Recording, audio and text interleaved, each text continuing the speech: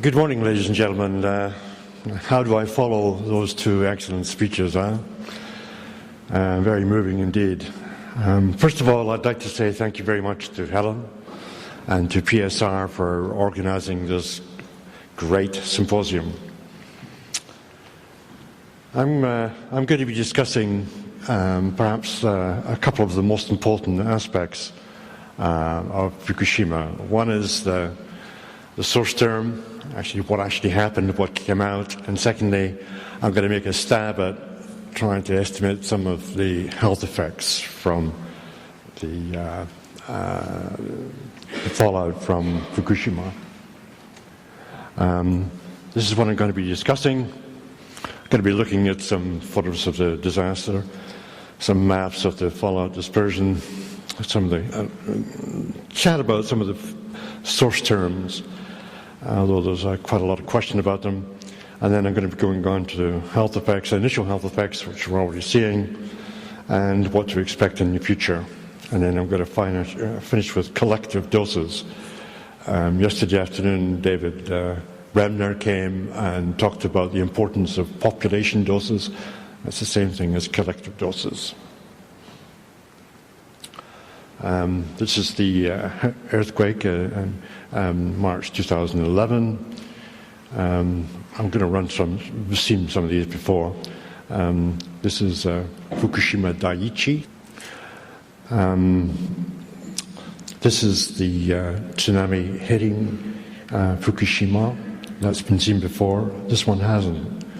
This shows the height of the surge, over 130 feet high, hitting the seawall. And this shows the water surging through the plant. This is about 30 feet high, the water wall going through. These are photographs of the interior of the plant, showing the water, particularly in the bottom three slides, D, E, and F, submerging important equipment. On March the 12th, there was an explosion at Unit 1. And 2 days later, March the 14th, an explosion at Unit 3. You can see it's quite different from the explosion. I'll just point out here, this debris here is huge. And in a future slide, I'll show you what the effect is of this massive amount of debris going up. The next thing is that on March the 15th, and this is not really very clear, TEPCO do their best to try and hide this, but about just shortly after 6 o'clock in the morning, Japanese time, there was a quote-unquote explosive event in the fuel pond at Unit 2, and that was followed seconds later by another explosive event in the spent fuel pond at Unit 4. So these two events on the 15th were very, very intimately connected, and we don't know the reason why yet. And then the next day, on March the 16th, again, early in the morning, there was a major explosion at Unit 4, that's the fuel pond. Those two explosions on the 15th and 16th were not videotaped because it was dark and there was no TV crews actually taking footage at the time. Just give us a timeline of the various explosions. I should say, and I would sort of reflect what Arne Gunnarsson said, that there's a lot of questions yet. Many emissions and high radiation levels which are still unexplained. We're still, only 2 years after the accident, we're still piecing things together. And TEPCO is running interference and making damn sure that we don't find out what's going on. But nevertheless, if we can look here, the damage to, we've seen some of these before, the damage to the reactors 4, 3, 2, and 1. 4, 3, 2, and 1. And going on from the top, these are the reactors 3, 2, and 1. 3, 2, and 1. And you can see here These holes and the turbine holes are a result of the falling debris from the reactor. These are huge holes, about 20, 30 feet in diameter, which means that big chunks of the reactor and or fuel pond went straight up into the air. And yes, you heard yesterday Arne Gundersen say that he thought that perhaps there was a criticality involved, but that was a minority view. Well, I share that view. It doesn't matter if it's a minority. There's quite a bit of evidence suggesting that something more than a hydrogen explosion took place. Of course, the officials, TEPCO and the Japanese government agencies deny it.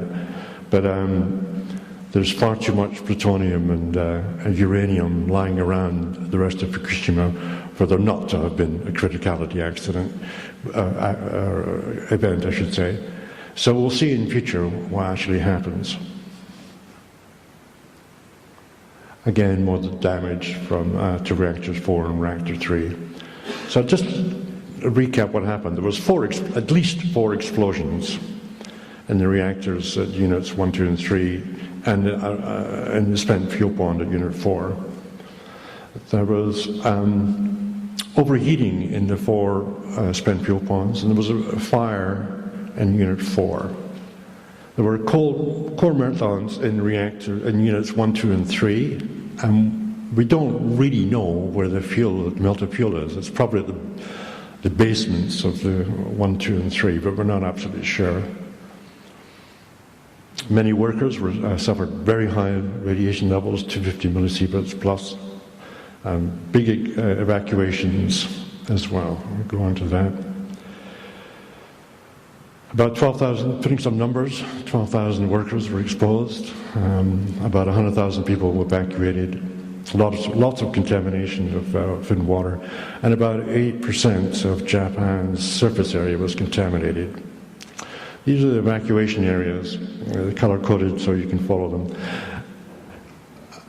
I think that rather than me discussing this in great detail, if you want to, you can download this, or you'll be given copies of it so you can study it at your leisure. But the pink, the green, and the purple areas all had different parameters about when and the numbers of people who were evacuated. Here again, more precise data about evacuation numbers and zones.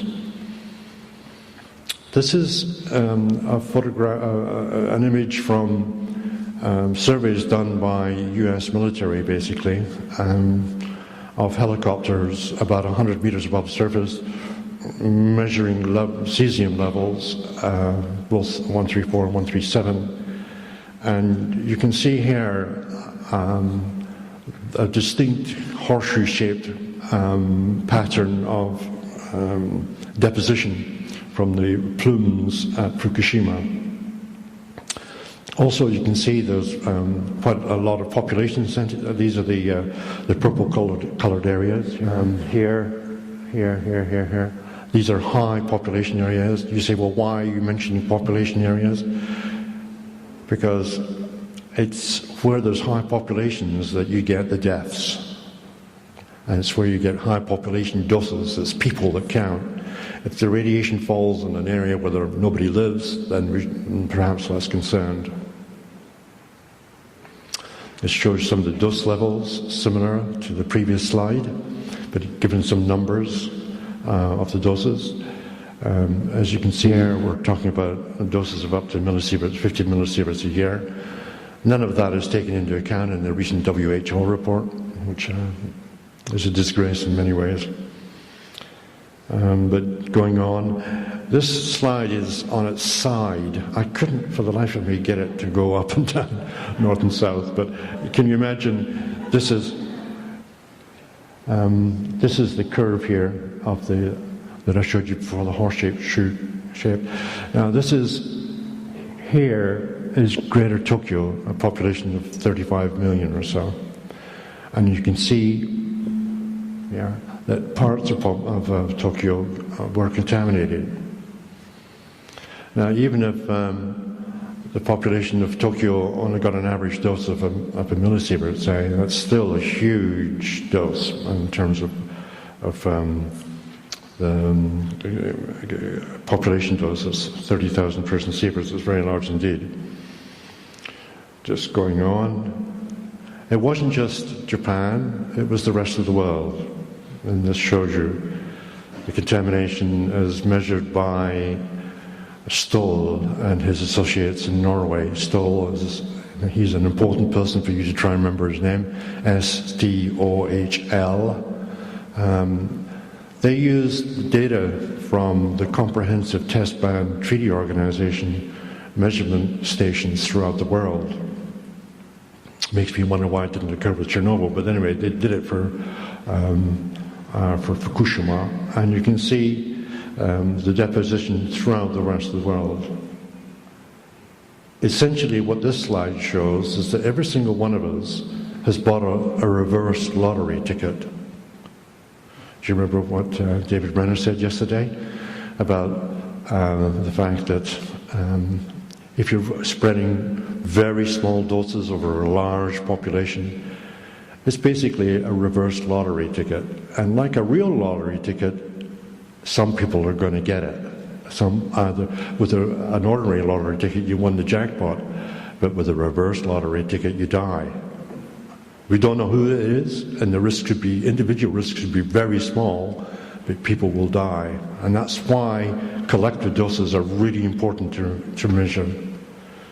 We live in a society, in a capitalist society, where we value individual freedoms and individual rights and individual doses and put a lot of emphasis on it. Yeah, okay, but collective doses are important too. So if you pick up nothing else from this conference, please try and remember that we should emphasize collective doses. And I'll give you another reason why, and that is that the World Health Organization and UNSCARE and IEA are all trying to downplay collective doses. Your response? Pick it up. It's important. The next slide is again by Stoll. It's not very clear, but it's the best I've got. This is Japan again here, and you can see that most of the cesium fell on the sea on the Pacific Ocean. Yeah.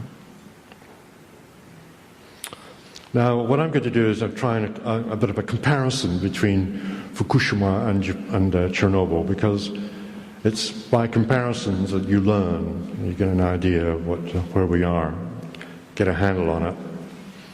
If you compare the two, the fallout from Chernobyl was over a much larger area in terms of high concentrations. Chernobyl was over land, not in the sea, whereas in Fukushima, about 80% of certainly the cesium fallout was over the sea rather than land, only 20% over land. However, in Japan, the population densities were much higher than they were in Ukraine and Belarus and the Soviet Union. At Chernobyl also, we think that the source terms were larger. I'll come to that in a minute. So it gives you an idea of the differences and similarities between the two. This is a slide which most North Americans are not really aware, so I'm going to let you have a look at it. This is the depositions of cesium throughout Europe. In essence, ladies and gentlemen, Europe was clobbered. 60% of the fallout from Chernobyl fell on Western Europe. The highest concentrations were in Belarus, Ukraine, and Russia, but the actual amounts were spread throughout the whole of Western Europe. There's one slightly funny aspect in that, and that is if you look at France here, La Belle France, the French government announced that the Chernobyl fallout couldn't possibly land in France. It was the trouble. We can laugh at it now, but at the time they took it seriously. I kid you not.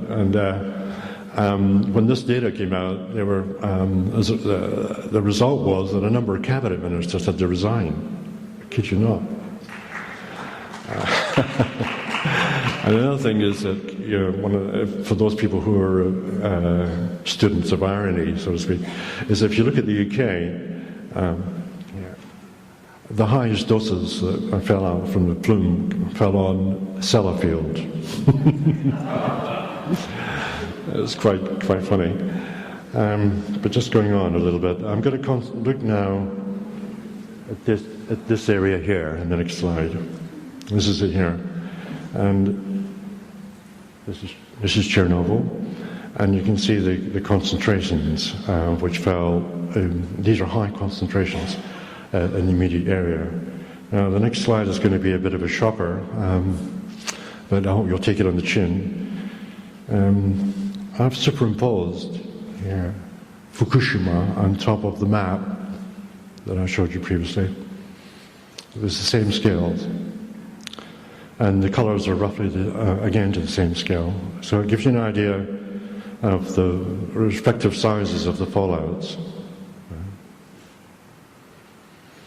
Now, you're not just to take away from that Fukushima is not important. Of course it is. It's very serious indeed. It's just that Chernobyl was a catastrophe. And I use the word advisedly. Alexei used the word, and I totally agree. It was and is a catastrophe for the rest of Europe. And Japan's got its own one now. I'm not minimizing Japan at all, Fukushima at all. It's just that in the scale of things, Chernobyl was and is very bad. And I'm going to talk now a little bit about the source term. It's quite debatable. The most important nuclides are cesium from Fukushima. There's quite a bit of debate. Yesterday, Ken Busler showed there was a number of estimates. The Japanese ones are all about 10 petabecquerels instead of 36 from Fukushima. I hope you don't mind my using these words. Petabecquerel is basically 15 zeros after one. A humongous amount of radioactivity. So it's a quadrillion disintegrations per second. It's pretty large. But anyway, if you look at the two cesium numbers here, they're 3.5 times what all the other official Japanese estimates were. But I don't believe the Japanese official estimates. I don't trust them 1 inch. So I tend to prepare the estimates by Stoll and his colleagues in Norway. Now you may say, well, why do you believe, and that's from the Norwegian Radiation Protection Agency, well, why do you believe them? Well, Norway doesn't have any nuclear power stations. Okay, very important.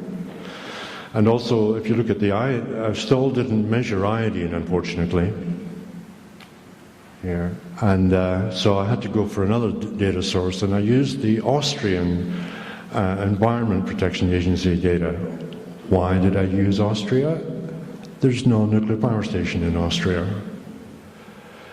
One of the things I've learned, I've been in this area for a long time, and one of the things I've found out, any country that's got nuclear power in it, the information data sources are contaminated.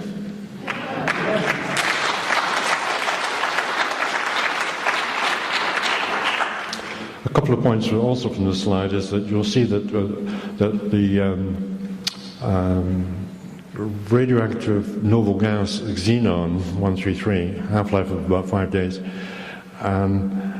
actually more was emitted from Fukushima than Chernobyl, mainly because there was 3 reactors that went up, whereas at Chernobyl there was 1. These data show very roughly that what I had shown earlier, that the effect from Fukushima was about an order of magnitude lower than the effect from Chernobyl.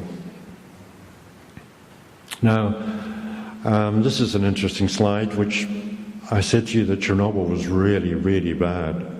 Hey, guess what was worse? Well, you look at it for a second. The important is the x-axis, which gives you the time. The years 1960, or 55, 60, 65. Guess what happened then? You got it. It was the atmospheric bomb tests. And you can see that it put out a huge amount of cesium into the atmosphere. In 1986, you had Chernobyl, which was short, sharp and sweet, 10 days, followed by, as you can see, the body burden of cesium there. And this is becquerels per millibecquerels per square or cubic meter, so in the air. The trouble is that not many people really study the effects of atomic bomb tests, but they are serious. Going on. In February 28th this year, I think it was timed to sort of negate the anniversary meetings and conferences for the second anniversary of Fukushima. They rushed the report out. In fact, there's a number of typos in it. I don't know if you've seen it. Anyway, the WHO report said that there was little increases in breast cancer and leukemia amongst people who were near Fukushima, but a big increase in women of thyroid cancer risks.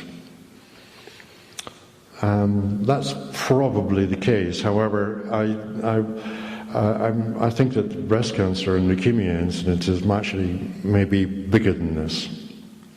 Again, WHO report was very vague. It said risks were predicted to be low, no discernible increase outside of Japan, which is nonsense, and a third of emergency workers have increased risks. Wow. So what? I mean, the thing is that you should try and get numbers to these, and they haven't done it. The WHO report. I'm going to talk a little bit about what we can expect to happen at Fukushima, unfortunately, using Chernobyl as a guide. In the initial 9-month period after March the 11th, 2011, we can expect to see teratogenic effects, in other words, effects from exposures in utero to embryos and fetuses, and they're listed there. After 2 years, we expect to see leukemias increasing in adults, but they are really hard to pick up because leukemia is a relatively rare disease. After 4 years, we expect to see increases in thyroid cancers coming along. And after 10 years, solid cancers and various other effects, particularly cardiovascular effects. That's what we expect to see in that timeline. Now, we're already 2 years past. So I've said here, within the first 9 months, are there any effects? Well, yes, there are. And it's due to a gentleman called Dr.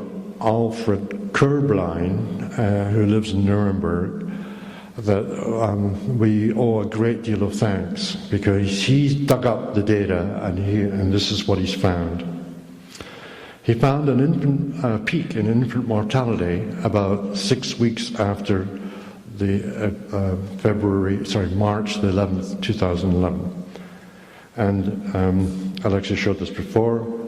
This peak here is quite significant. It shows that, I'll just go on to the next slide.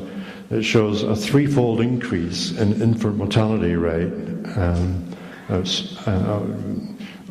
which is statistically significant. Instead of the observed rate was about 9 per thousand, and the expected was about 3, so a threefold increase. We're not absolutely sure what's going on here, but basically these infant deaths are an anomaly. We see them, and they've happened elsewhere. Now there's a second event, and that is effects, I should say, a decline in live birth numbers. And this happens 9 months after March the 11th. This is observable not only in Fukushima prefecture, but also in the whole of Japan. In Fukushima, there was a reduction in the live birth numbers of 15%. And in all of Japan, about 5%. These are statistically significant. These are big enough numbers for us to know there's something going on here. Now, the next slide I'm going to be showing you is the standardized residuals. We've looked at the data and turned it on its side so you can actually see it, of monthly data for Fukushima prefecture. And you can see the number of live births 9 months later falls off a cliff. Here, after 9 months after the events in Fukushima. A good question you might want to ask is, well, did we see it elsewhere? Yeah, we do. On the left, you can see the slide for Fukushima prefecture, and on the right, you can see Kiev city, which is, this is after 9 months after Chernobyl. Yeah. Again, the number of live births fell off a cliff. So we've already seen effects, in utero effects or teratogenic effects. Another teratogenic effect, although it's rarely acknowledged as such, is infant leukemias. Way back in the 1950s and 60s, Alice Stewart, who was a personal friend of both Bob Alvarez and Kitty Tucker and myself, a wonderful, wonderful woman. She found in her Oxford Survey of Childhood Cancers that there was a 168% increase in leukemias. Sorry, wrong one. She found a doubling of the number of infant leukemias born to women who were irradiated by X-rays during pregnancy. And in 1987, this was actually shown after Chernobyl. There was a 168% increase in Belarus infants. And this was spotted again by Dr. Alfred Kurblein.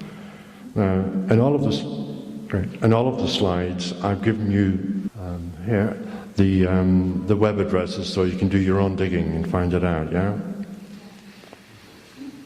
By the way, that childhood leukemias or infant leukemias hasn't been studied yet at Fukushima, but it could be. I'm going to move now to adult leukemias, which we would expect to see, well, from now on actually, 2 years after the event. That's when you begin to see adult leukemias. Adult leukemias were difficult to pick up at Chernobyl, but mainly because of you're looking for a small signal in an area where there's a lot of noise. But just recently, in January this month and this year, Jablotska did a study of over 110,000 Chernobyl liquidators. Liquidator is a technical term meaning people who go in and clean up the mess, and they're exposed to large amounts of radioactivity. Well, she found a linear dose response, and I'll show you the next slide. Now, this is really important because for a number of reasons. One is that it's a very clear evidence of leukemia increases. And the results are statistically significant because even although the effect's small, you've got big numbers, let's say 110,000 people. The amount of work they put into this is just amazing. Looking at case records for 110,000 people, it takes a long time. One of the significant things is if you look at the actual data points here, we're down to about 10, 15 millisieverts. So whenever anybody tells you, oh, there's no effects from radiation below 100 millisieverts, well, what a crock of S, basically. Look at this stuff here.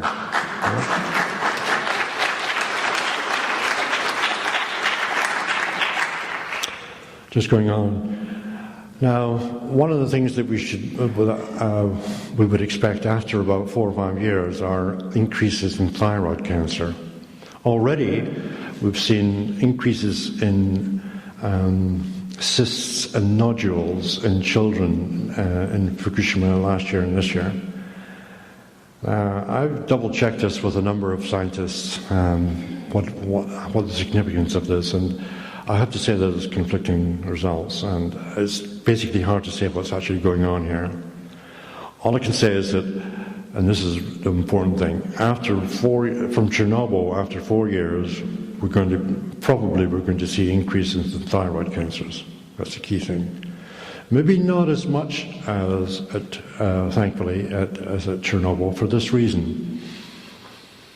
At Chernobyl, all of the people there had very low levels of iodine because they lived thousands of kilometers from the sea and they had not much fish in their diet. Whereas in Japan, all of the people live very near the sea and they all have very rich diets in fish and seaweed. So their thyroids were stacked up with stable iodine. Okay? And whereas in Chernobyl, they were starved of iodine, and when the radioactive iodine came out, they gobbled it up and took it in.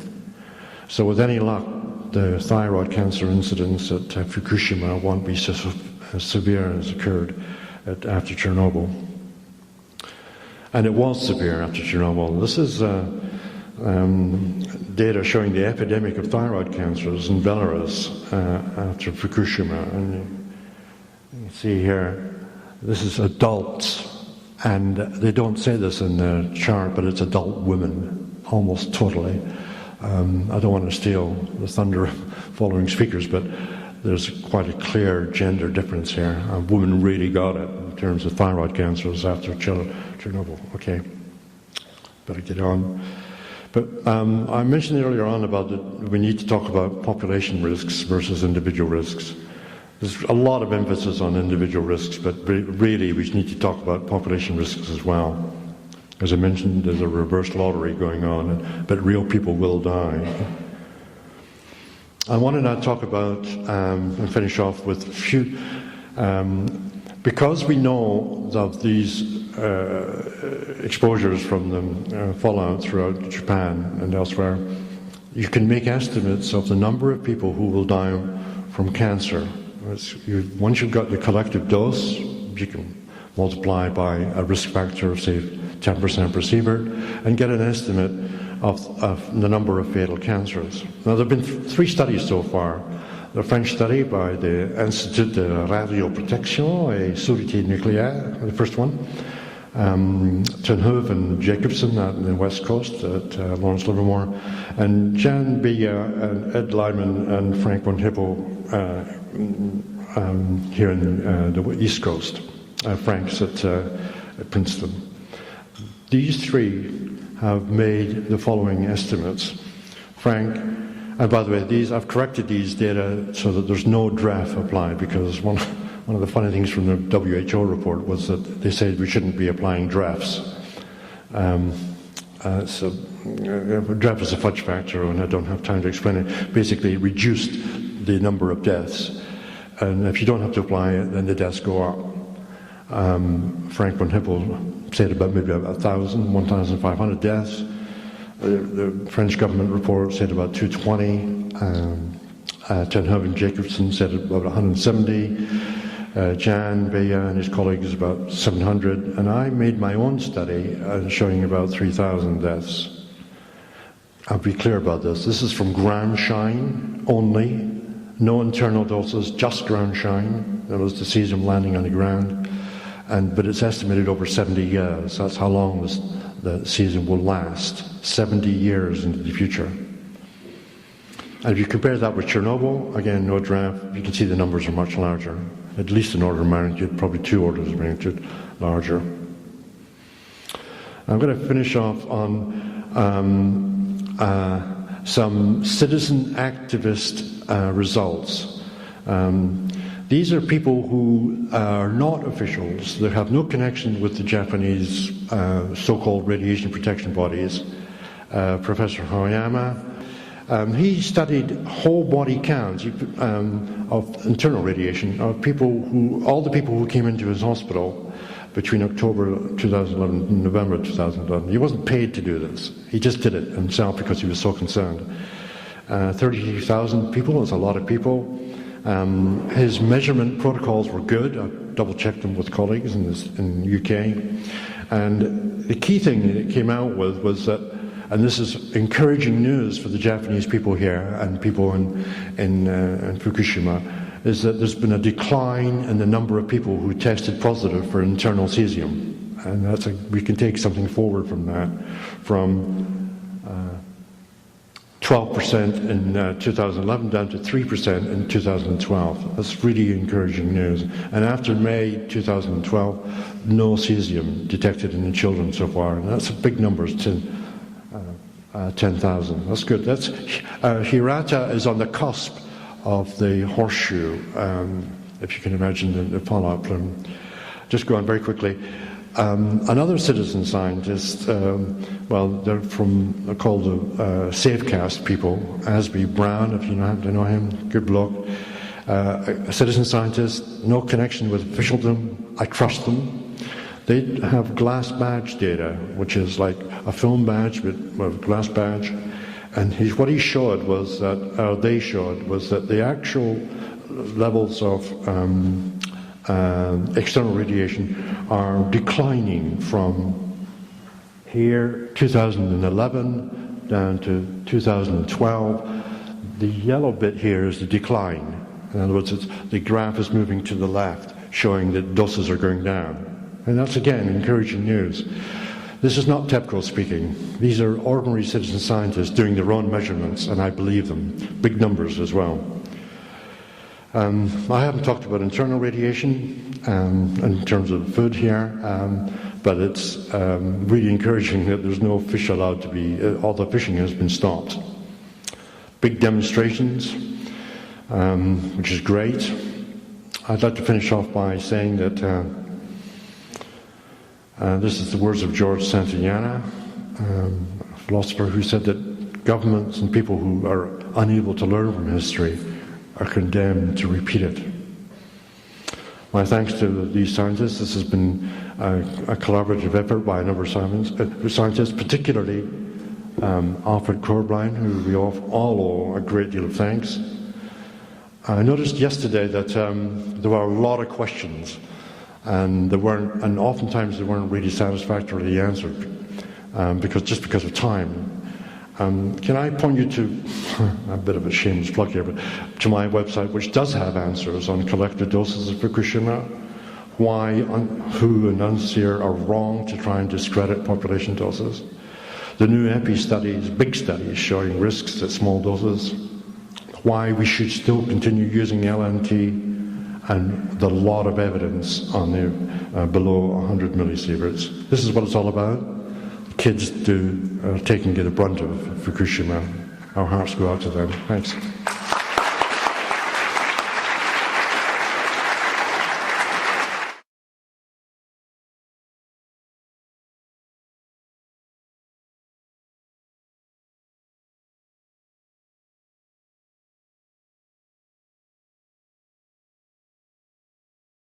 Oh yeah, go on, click the subscribe button. We need to get subscribed and get this unity stronger and beat YouTube at their own game. Okay, that's what this is about. Like I say, go to the remix button, hit the remix button. That way you'll have this video and keep up with this. Otherwise, YouTube's just going to control us, guys, and it's really bad.